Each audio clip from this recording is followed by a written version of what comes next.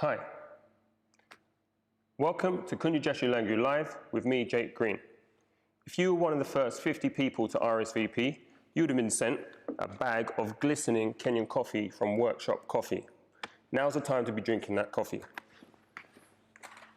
If you hashtag #DrinkMySweat and @Leighton of London any pictures of you drinking Kenyan coffee or pictures of you watching the live stream, we'll be reposting those pictures all night and you could win a Coffee Kenya tote bag with limited edition books and prints in. If you want to be part of the Q&A later, just DM @Leighton of London or put your comments and questions in the live YouTube chat. First things first though, I'm going to give you a closer look of some of the selected work here at the Yard Studio in Leighton. Don't go anywhere.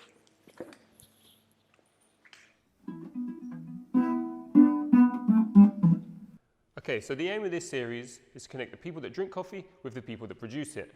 Over the next 45 minutes, you're going to meet some of the people who have helped to make this project come to life.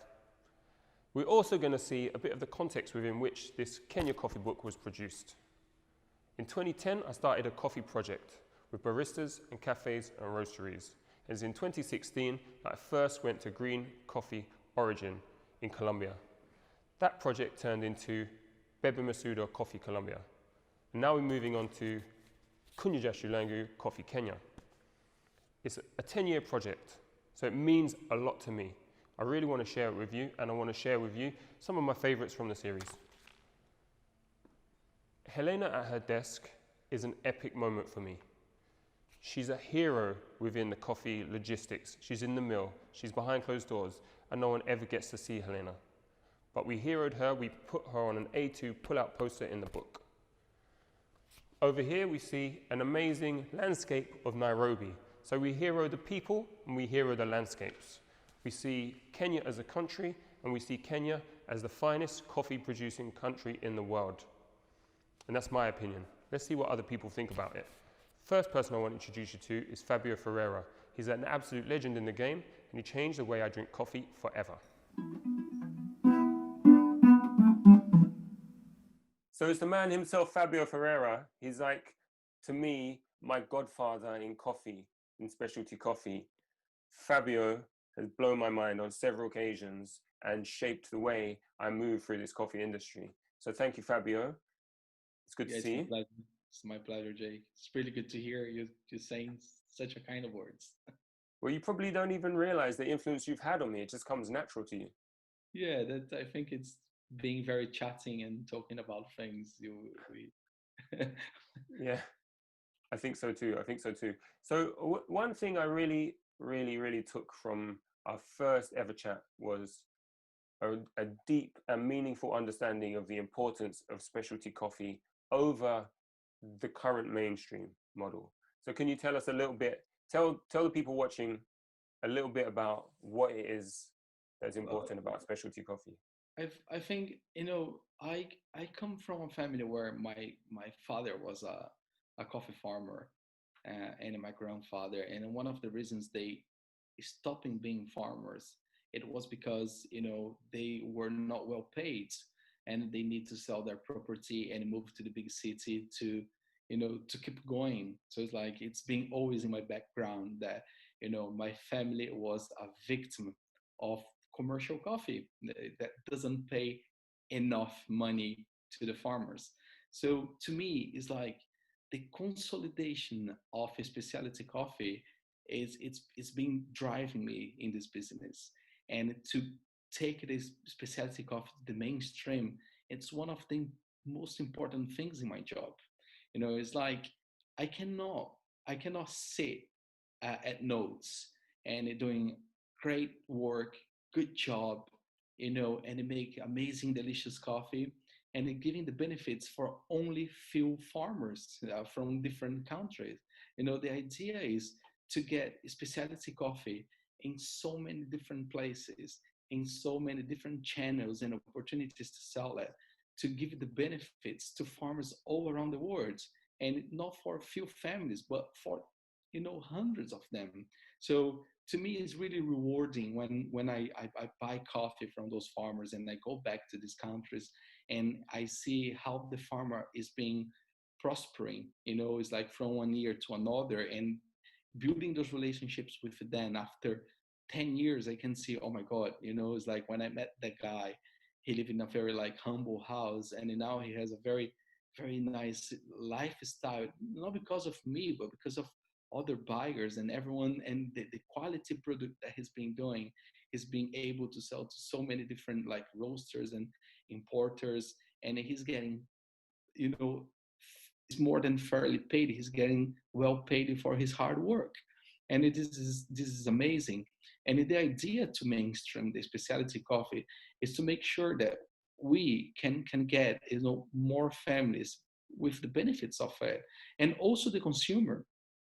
The consumer, it's really important because we can see like the change when a customer comes for the first time in our shop, and try a different coffee they never tried before, and then they can, things that we describe in the coffee bags, like, oh, that coffee tastes like milk chocolate and caramel and almonds, and the customer can get those tasting notes in the coffee and say, oh my God, I really can get these tasting notes, and that's unbelievable. So it's great. It's just like, it's really rewarding the whole thing to be working in the specialty coffee and being benefit both ends of the chain. The customers with a high quality, sustainable, and well purchased, well sourced coffee, and also the farmers, that they are getting paid better for their product than if they were selling the coffee in a commercial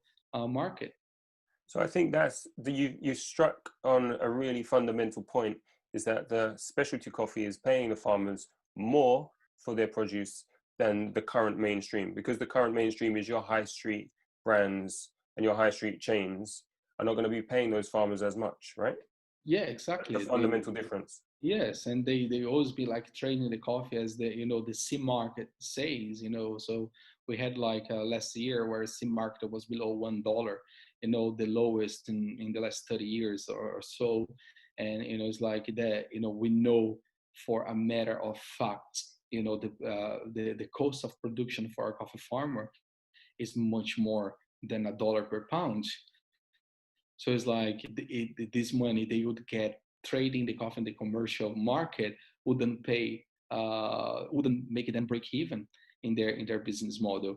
And that we can see so many farmers like in Central America or South America just abandon the properties and going to the big cities, or selling it out, or starting a new kind of work. And that cannot happen.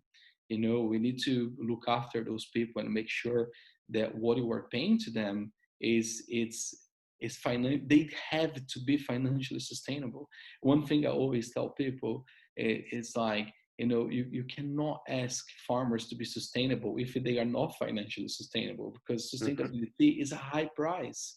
When you start like farming and doing sustainability, it costs more, is a much more work, and the farmer has to pay for that. For him to pay for that, he needs to get well paid. It's very simple. So we need to look after. We need to understand how those things works, so we can pay them more. So can you give me an example? If the C market is paying $1 per pound, give me an example of a price that Notes would pay for a pound of specialty coffee. Well, we have all kind of sorts of ways to pay and for the quality of the coffees, but I don't remember paying less than 190 per pound, for It's a almost coffee. double the price. Yes, it's almost double. It's like, but this is one type of coffee. So there are coffees that we pay up to $19 per pound. Sometimes. $19 per pound. Yes. So we So have that's a big, it big is. difference. It is a big difference. So you have all kind of range of ways to pay the coffee farmers. So it depends on the quality, but I don't remember paying anyone less than 190. That's really cool. That's really, I mean, it's an interesting way to look at it. When you compare the differences like that, it seems so drastic, so dramatic, the difference.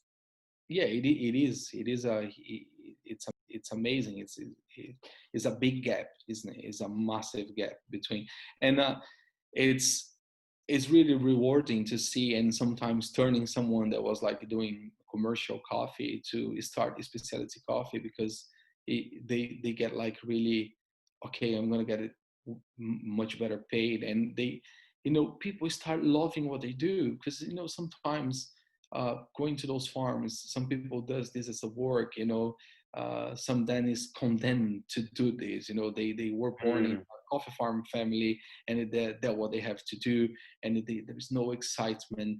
And then when they see there, so many coffee countries, they don't taste their own coffee. Yeah. It's so common. Yeah, it goes like coffee farmers, and they have like a supermarket coffee in their kitchen. It's like, oh, you're producing coffee and you're drinking supermarket coffee, and they don't know even what they are producing. They are not tasting what they are making, and so they didn't know the value of it. And when they start getting specialty coffee, they start learning about, how to make it better, how to make it sustainable, how to taste the coffee, how to taste their product before selling it. And it is a huge step, because it's a chain of education as well. It's an education through the farmers, through us, through the exporters, importers, roasteries, up to the consumer. That's amazing. And I think all I can say is thank you for that tremendous introduction to this Q&A. Thank you previously for introducing me to Nordic Approach. I was speaking to Joanne from Nordic Approach later this evening.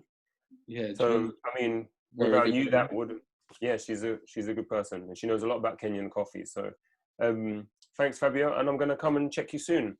I'll come down to the roastery. Cannot wait to see you. Hey, Maina. Hi to you. Hi, you're the factory manager at Muthua-ini in Tatu in Kenya. We visited 4 years ago. How long have you been a factory manager for? How many years? 22 years. Wow. Yeah. That's a long time. And how long have you been the manager for at Muthua-ini? Muthua-ini, I have more than 10 years. Fantastic. Yeah. And you've seen the book, the Kenya book? Yes, I've seen it. What do you think? I'm okay, and I'm very happy. Let me see. Can you hold up a picture so people watching this can see who we're dealing with here? This is... Yes, Tezia. Maina. Yeah, Maina. Cool. Do you recognize anyone else in the book? Yeah.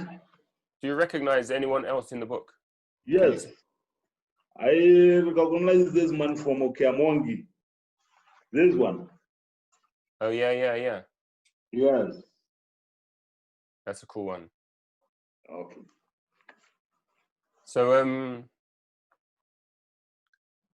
when you're producing, I know that we're aware that your factory produces some of the best Kenyan coffee. What is the difference for you between producing specialty coffee and the commercial coffee?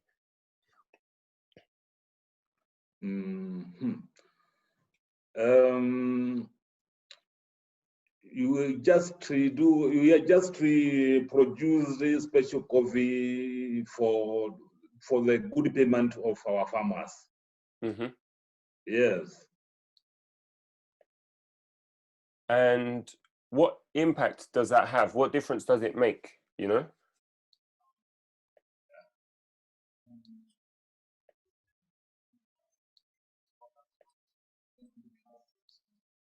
Yes, there is a lot of difference between class 3 minors or class 3 to class 6 to 7, because when you are paying, and when you are paying in different places. Class 3, you always pay the highest amount, but the class 6 to 7, we pay the lowest price. And how much of what you produce is specialty coffee and how much is commercial coffee, do you think? Can you tell me? We produce 55% of specialty coffee, 40% for the commercial coffee. I see. Yeah. And what can you tell me what you're looking for, what your farmer has to do to produce that coffee? What is the difference in the cherry? What is the difference in the farming? It's just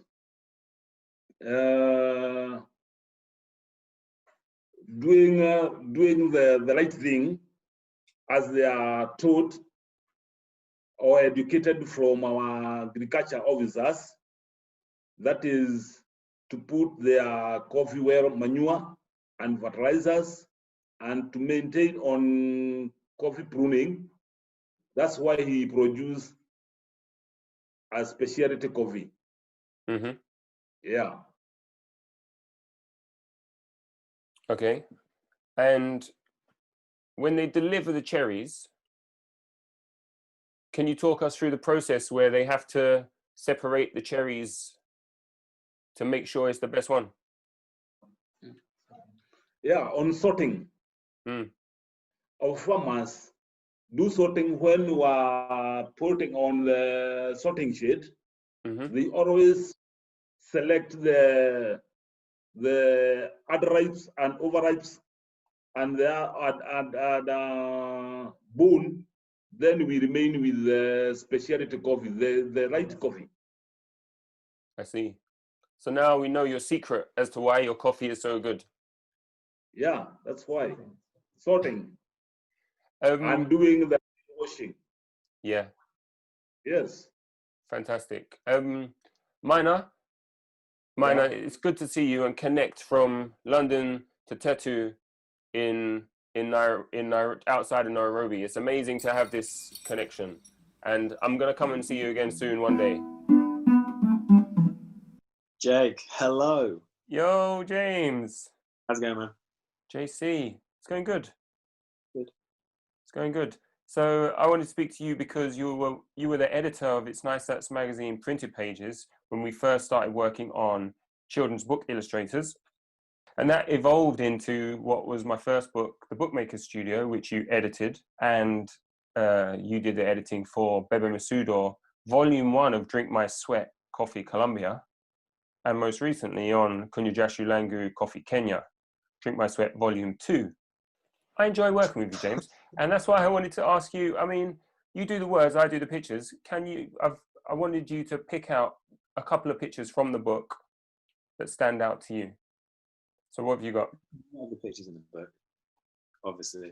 I mean, there's a lot of pictures in the book, but I really enjoy a lot of them. So this was hard to narrow it down to 2. I'm buttering you up.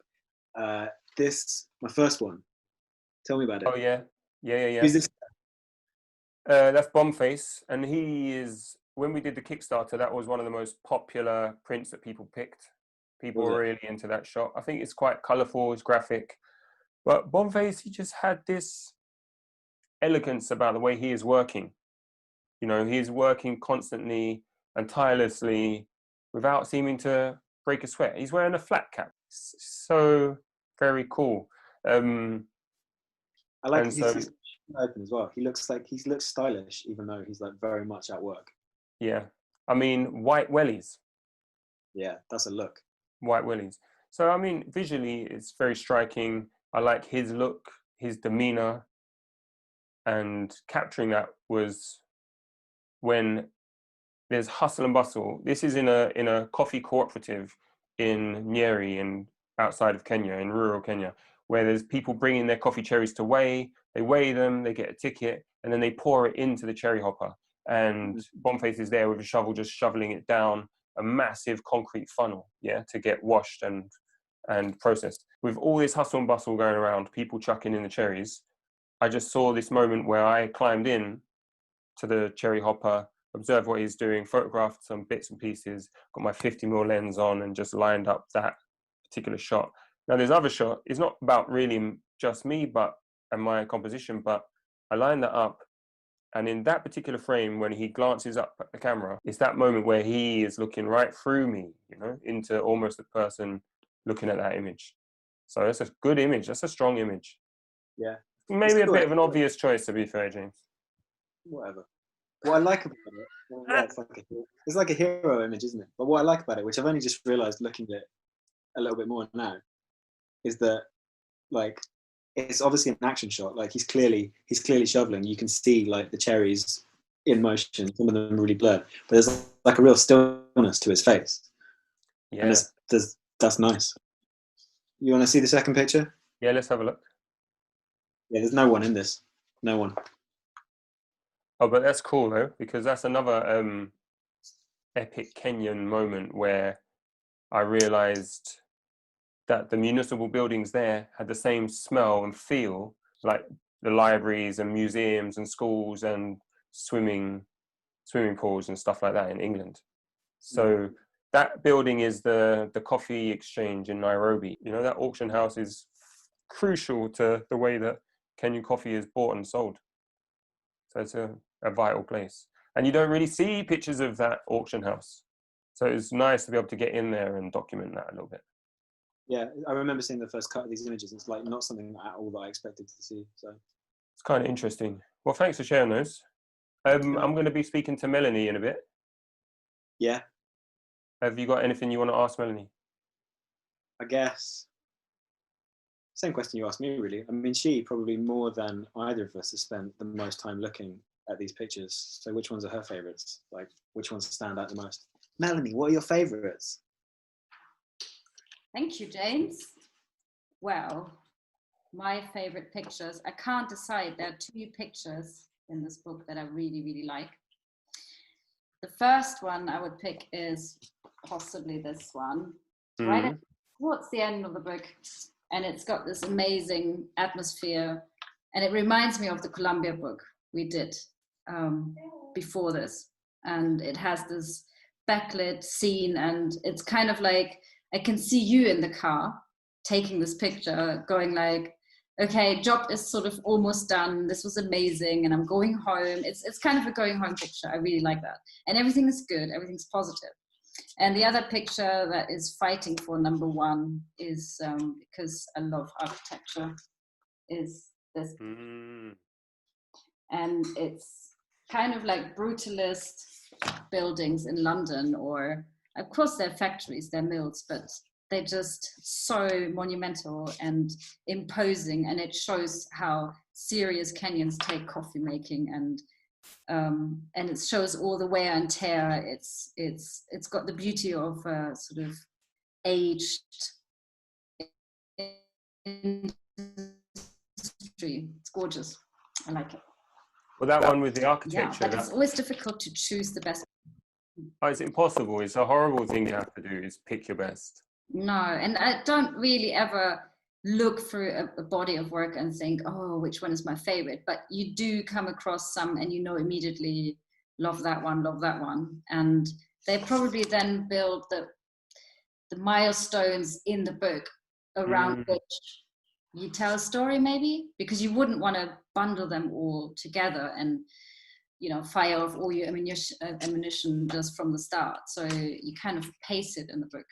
Maybe. Well, that's interesting you say that, because I've always wanted to know, I've always wanted to ask you how you put, I just give you these files and files and files of images, and how do you go about putting that together in an edit? You're instrumental in the first draft of every single project we do, but how do you do it?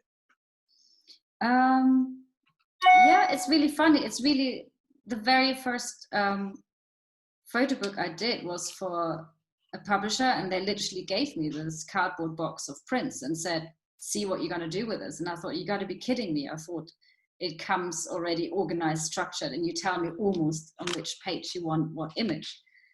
And I actually printed them out in my little inkjet printer and hung them like on the hanging line, like washing.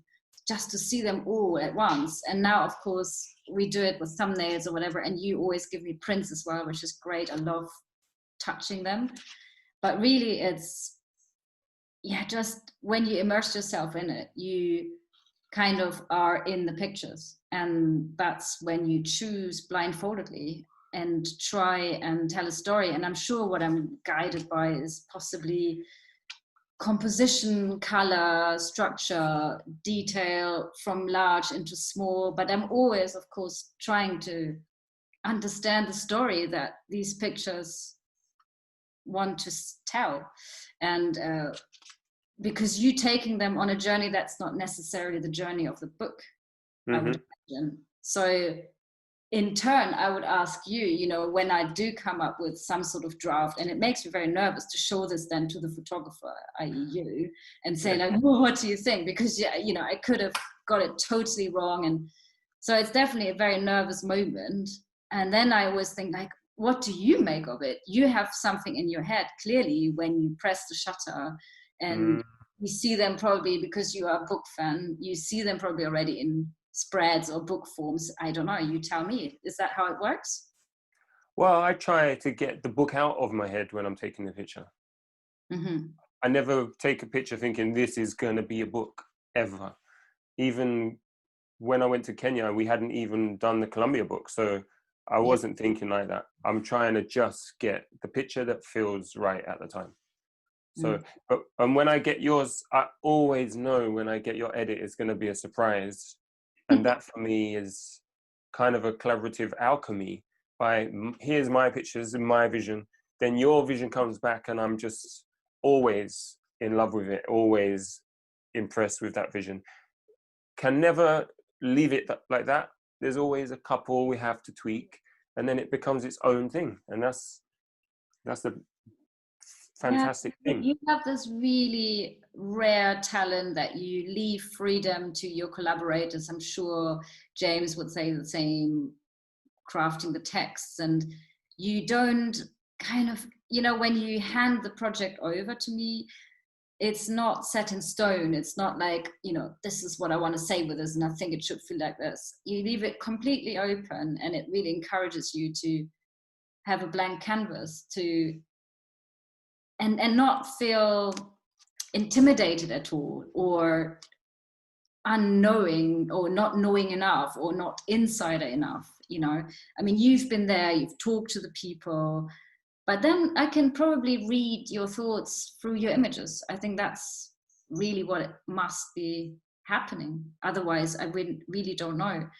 But of course, you as a person and artists and designers always look for a story. You know, they always look for connections and wanting to guide people through this, and yeah, take them on a journey, an interesting journey, something that comes full of surprises. And yeah, we sometimes just chop it up, and we consciously upset maybe a sequence just to keep people on their toes.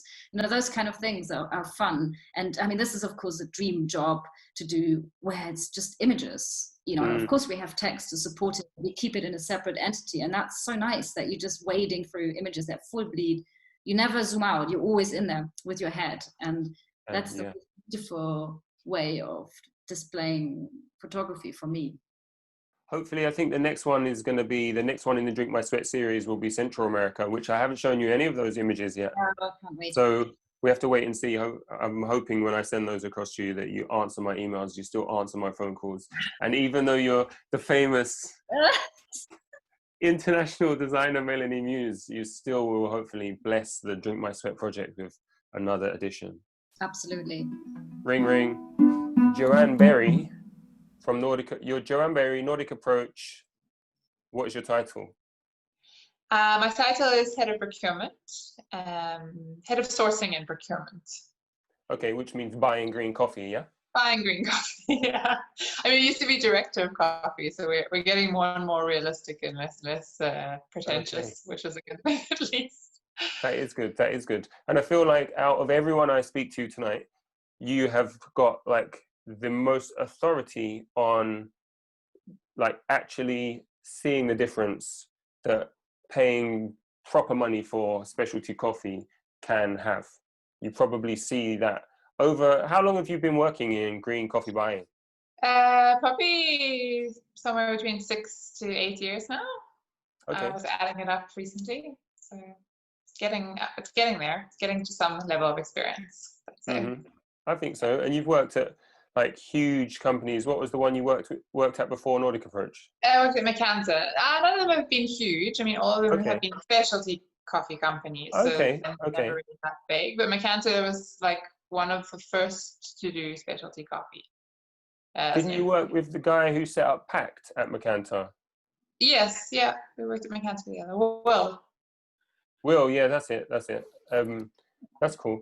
So, but and then so you went from Macanta to Nordic approach, but it's always this specialty coffee. So, can you give me an idea of some of the challenges and some of the things? Give me something about that green buying experience in Kenya specifically. Challenge in Kenya specifically.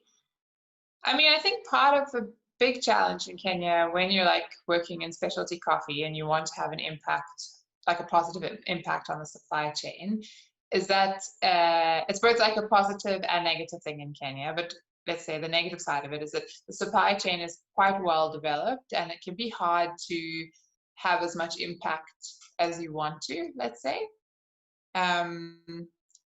But I mean, that supply chain also has really positive aspects to it. Like it doesn't focus on the impact on just an individual. It rather focuses on the impact of the whole industry, so that every producer has access to a certain level of, let's say, services around coffee or legislation around coffee. So it's both a positive and a negative thing, depending on how you look at it.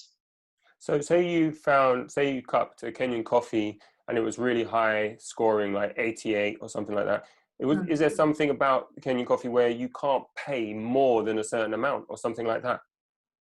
No, it's more like that coffee is never made from or those coffees are so rarely made up from just one producer.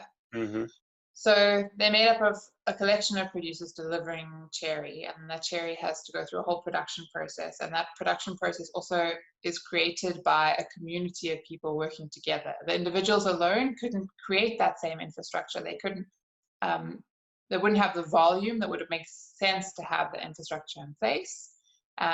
So they have to work together in a way that means that you can't really isolate one person who's doing a really, really good job and pay them more.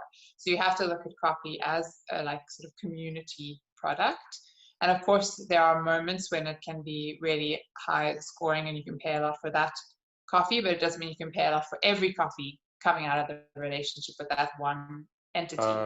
So it makes how you price and how you decide to build a relationship quite complicated, because maybe the person you're buying from doesn't necessarily understand always what we value in coffee and why we think this 80 bag lot versus this 200 bag lot, why there's such a difference and why we would be willing to pay one price for one and another price for another coffee. That's complicated. But I mean, to be honest, on price, the Kenyan coffee industry internally is quite well regulated in terms of price and allows for coffee like cooperatives to earn some of the highest prices for coffee in the world. So I would say this isn't the biggest problem in the Kenya supply chain. They're, like, coffees do fetch high prices. It's just that the supply chain is complicated by many, many parts, and how that operates is a little complex, I think, or how that money or earnings gets down to every part of that supply chain is a little more difficult to manage. That people often mention that the money getting down all the way to the farmer. When they're making such a small contribution to a massive lot, then that people do mention that's complicated. Yes, it is difficult.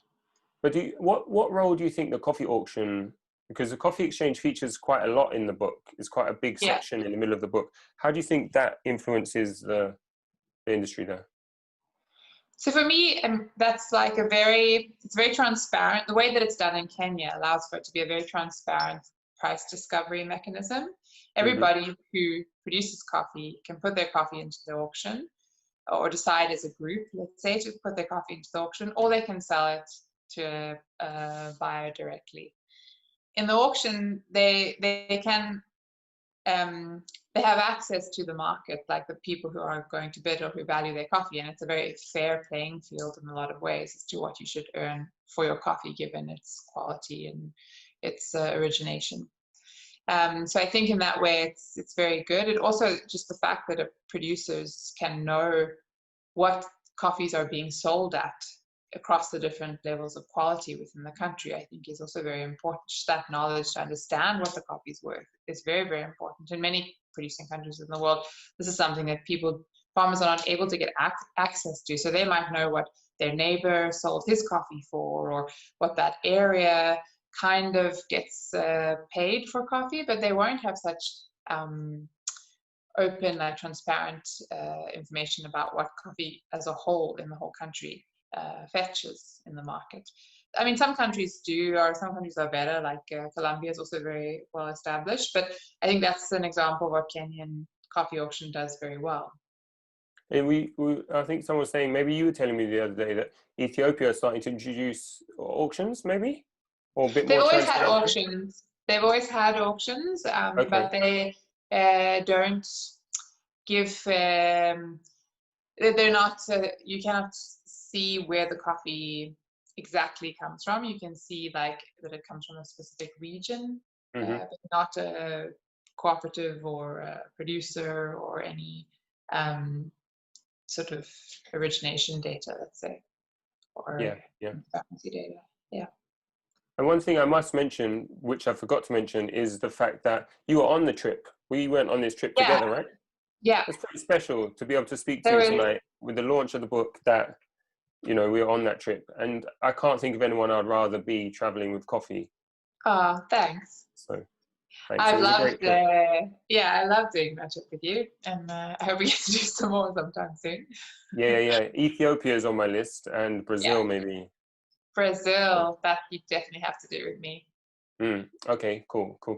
Well, let's propose a toast to the future of Kenyan coffee, however that may be. Yeah. And our future trips as well, I guess. For sure. Thanks, Joanne. I'll speak to you soon. Thanks, Jake. See you soon. Cheers. Oh, hey, Kenji. Cheers. Hey. Hi, Jake.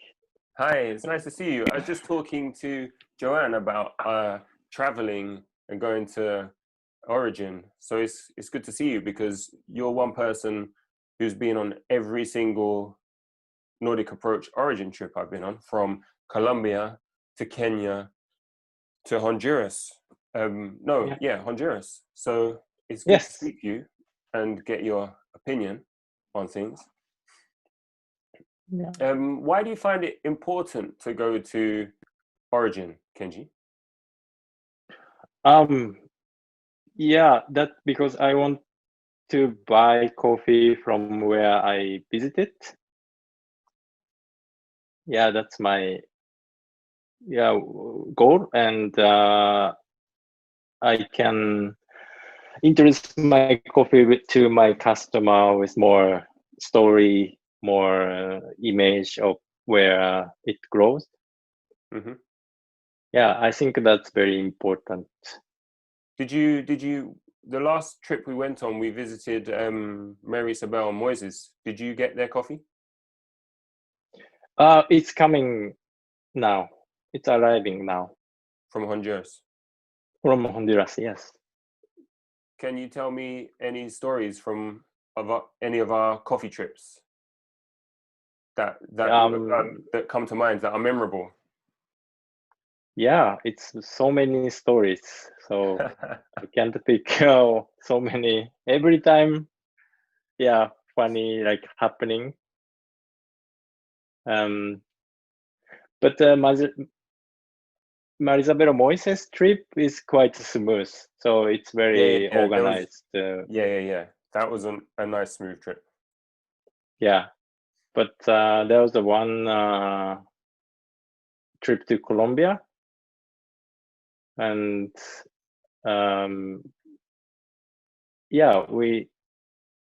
we were heading to Astrid Medina farm, and then we have to go up to the mountain like 3,000 meters high above and go down.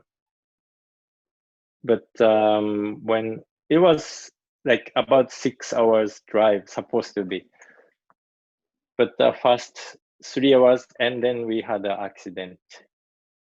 Do you remember? I remember. And yeah, so the driver was very young, and they broke they broke the shaft, like handle shaft. Mm-hmm. And then first time they said it's no problem, and then they fix with the rope, tight with the rope, and then they drove again.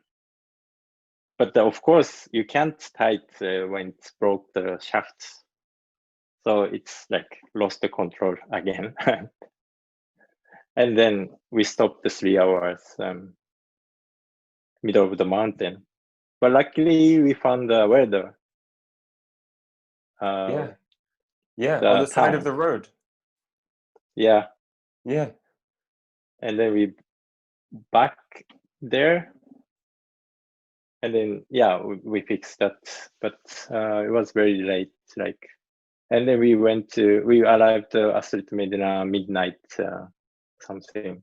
Yes, it was very interesting experience. Like, yeah, she let us into the bedroom, but it was completely dark, but something moving, like, and then when you get used to see the dark, and then many like person sleeping there.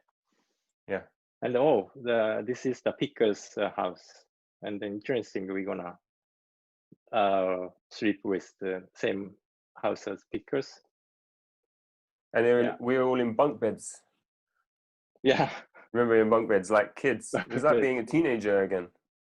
Yeah, it's like very high mountain, and especially in Colombia, and very cold.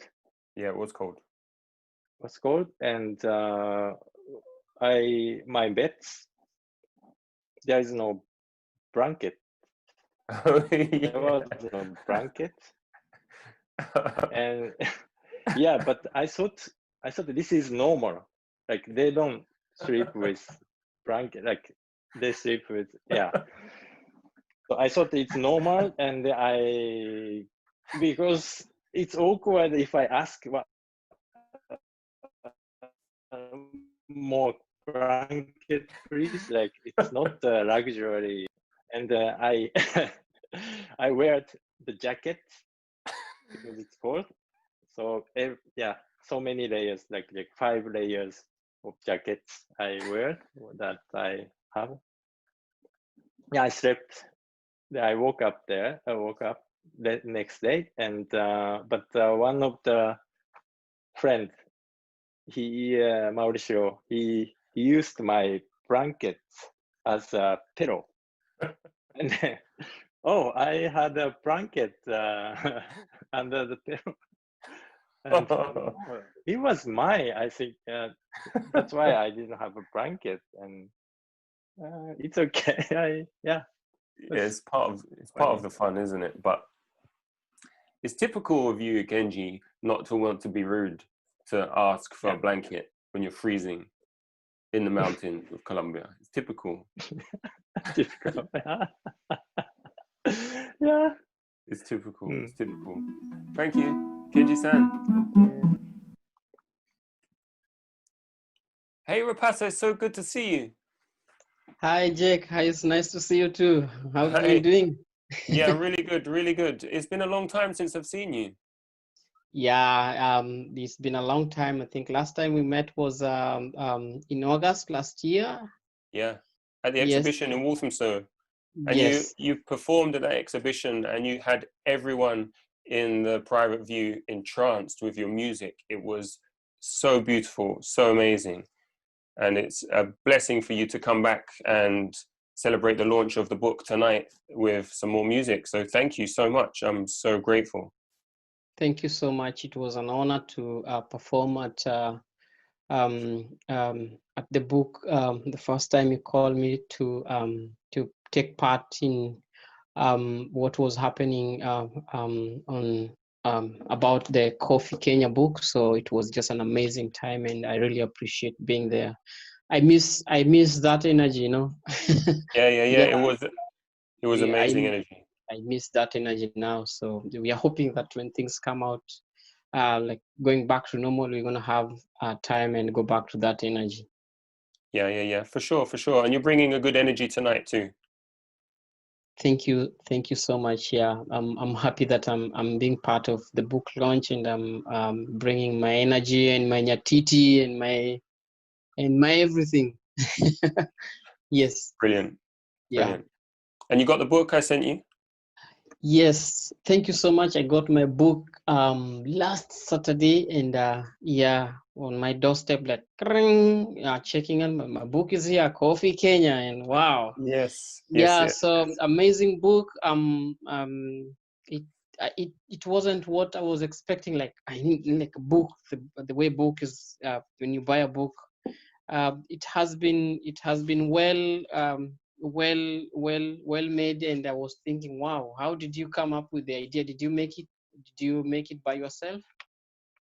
No, I've been speaking earlier tonight with Melanie, who helped me art direct and come up with the whole concept for the book, and we just let the project lead us in terms of editing and the craftsmanship. And you know, it's nice to do something a little bit different. You don't always want the book to be the same. So I think when you feel that book, you know that there's some love and some really a lot of thought has gone into that book.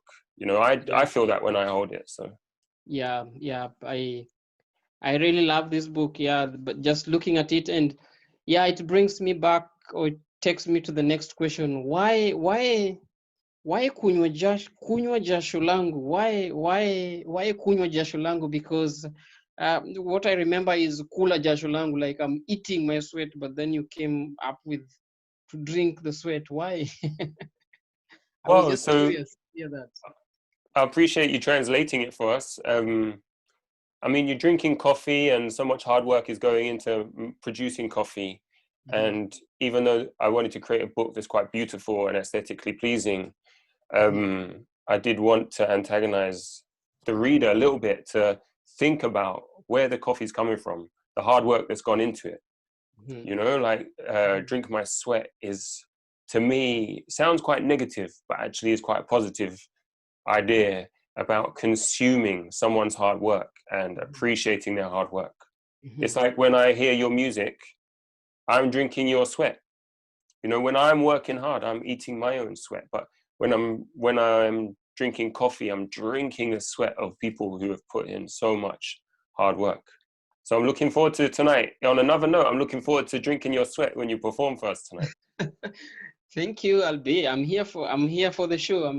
Yeah, I hope everybody will be ready to drink my sweat, and also to drink the sweat of Kunywa Jasho la Coffee Kenya Kitabu. You know, the Kenyan coffee book that is being launched today by Jake. Thank you so much for this invite, and I'm hoping guys will also have their copies. They can check your website. I think you're gonna direct people to see where they can have the copies. Thank you so much.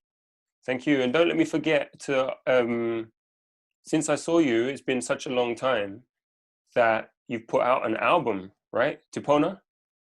Yes. Actually, when I was performing at your place, I was in the process of finishing up a few places that I hadn't worked on. So my work is out. It's called Tipuna. Literally means my shadow. It's a collective of stories around my childhood until to where I am today. So my work is out at all major digital platforms. I have I haven't had enough time to do the physical CDs of vinyls, but you can find it on all major digital platforms. For example, the Bandcamp, CD Baby, and etc. And just Google, if you check out Tipuna by Rapasa Nyatrapasa Otieno, you'll find a copy of what of the work. Brilliant. Yeah. And there's some of the songs you're going to play tonight from the album? Not really. Today I won't touch on that album. I'm curious I want to push it to my audience today to just go and listen to what I did in the past. Today I'm gonna perform a few pieces that I'm working on at my residency at Sage, which is in the northeast England. So my residency at the moment at Sage Gates Ed Art Center. So those are the pieces that I'm gonna sit today and present.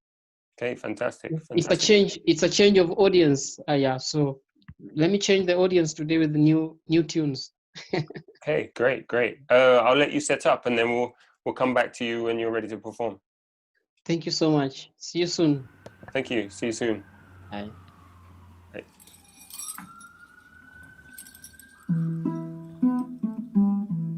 So this first tune is called Tek Chalondelo.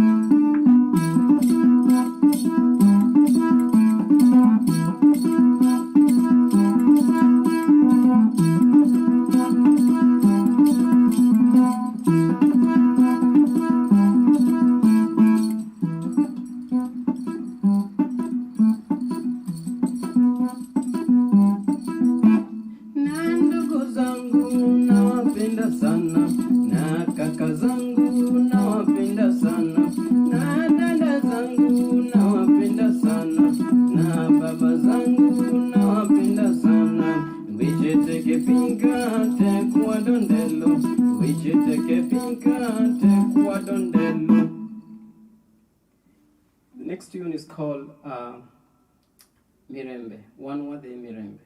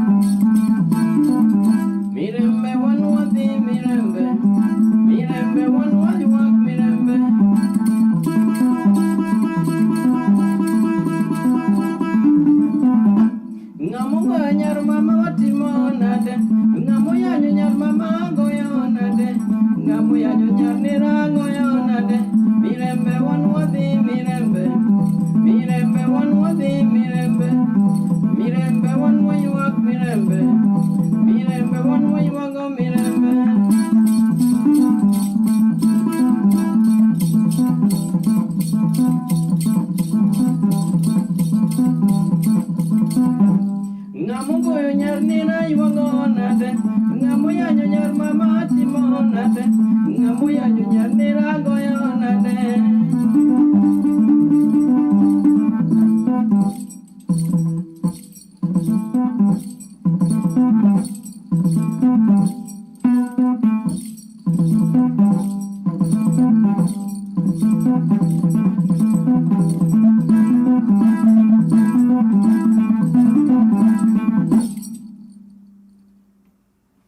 I'm gonna play you a tune called Nyawesia.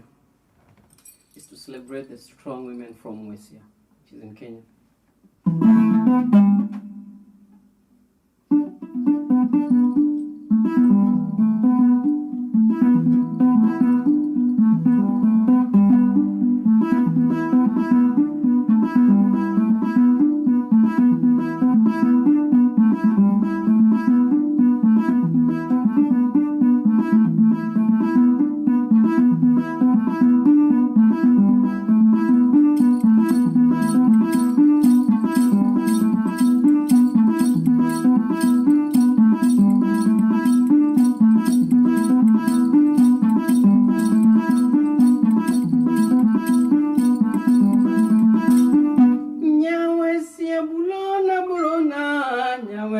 Papndege bulona buronya nyawesia nyawesia bulona buronya papndege nyawesia bulona buronya nero papndege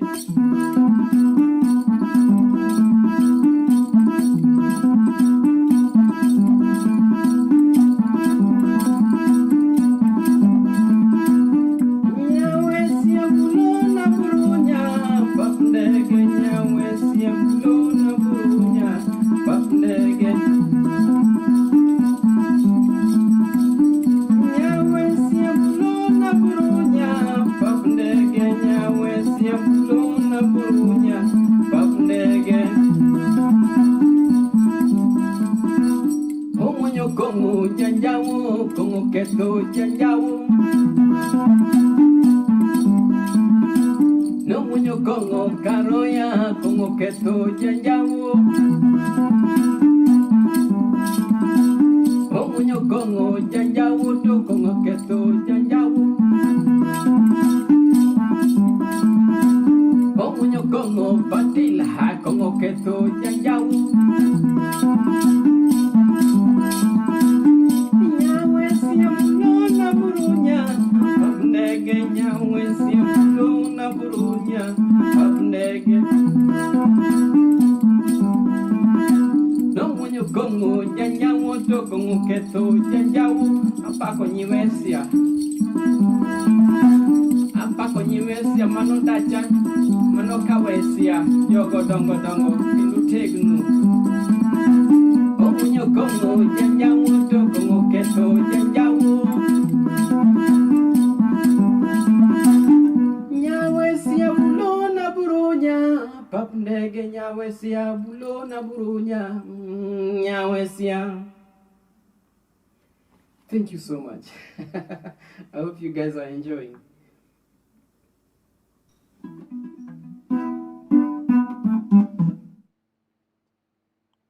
That's amazing. Rapasa, Rapasa, Rapasa. You're amazing. Thank you so much, Rapasa. Even over live stream, your music just takes my breath away. So I'm looking forward to seeing you in person, playing that really soon. So we've had some questions coming in on the Q&A. David Perez says, when do I know when to take that particular shot, in summary? And it's a difficult question because, I mean, I'm observing, constantly observing, watching, seeing, looking for light, looking for stories within the scene. So I'm looking, like, let's talk about Bombface. I'm looking at that cherry hopper. I've seen numerous cherry hoppers. I'm just waiting for everything to fall into place, and you've got to be completely ready. Bearing in mind I'm using manual focus, so I'm looking through the viewfinder and waiting, and just when that moment is right, you know. And I think a lot of photographers would say the same thing, that just when you get that shot, you fully know you've got it. Sometimes, yeah, you have to take a few shots to get the right one, but generally, you know, you get that shot and you move on. But I think what's really lovely about the book is that it's a series of shots. you get hero shots like Boniface and some of these pictures behind me. But in a book, it's really about the ebb and flow. So you have wides and you have close shots and you have landscapes. So I don't think it's about one shot necessarily, always. I like to have a series of shots to tell a narrative. Another good question came in from Faraz, my good friend Faraz, and he's asking about the link between the tea trade and the coffee trade. It's quite an interesting one, really, because the two things are very similar in our daily lives, but logistically, I don't think there's any relationship between the two. I've seen coffee ports with sections dedicated to coffee, dedicated to tea. But philosophically, you've got people picking something in a faraway country, an exotic country, and then shipping it to the West. So I think in those respects, there's a lot of similarities. And I've thought about going to visit tea-producing countries once I'm done with coffee, or maybe alongside coffee. Another great question came in from Wolfie with regards to how many countries am I going to include in this project. And so far I've done Colombia, Kenya, El Salvador and Honduras. They count as sort of Central America. And next on my list is Ethiopia. I was scheduled to go to Ethiopia in 2 weeks, but I'm not going to be doing that. Brazil as well. And at that point, I may do an anthology, a Drink My Sweat anthology, where we combine a load of those countries. But then there's other interesting countries. People were telling me about Cameroon and Yemen, so we'll have to see. We'll have to see. Keep your pictures coming in. We're going to announce a winner of the competition tomorrow on social media. So you've still got your chance to submit images. Leighton of London, #DrinkMySweat. That's going to be really cool. Thank you to Workshop Coffee for sending out all that amazing coffee. People have been really enjoying that Kenyan coffee. To drink and read the book is a really special thing. Nordic Approach and Joanne, thank you. Thank you for all your support and all your education. Sam Skit, who's been keeping us live as we're going out tonight. All the collaborators that I've spoken to this evening, I think you'll all agree that they've all got a lot to say and they've all really made a big contribution to my journey in coffee. That's all from me for tonight. Drink my sweat.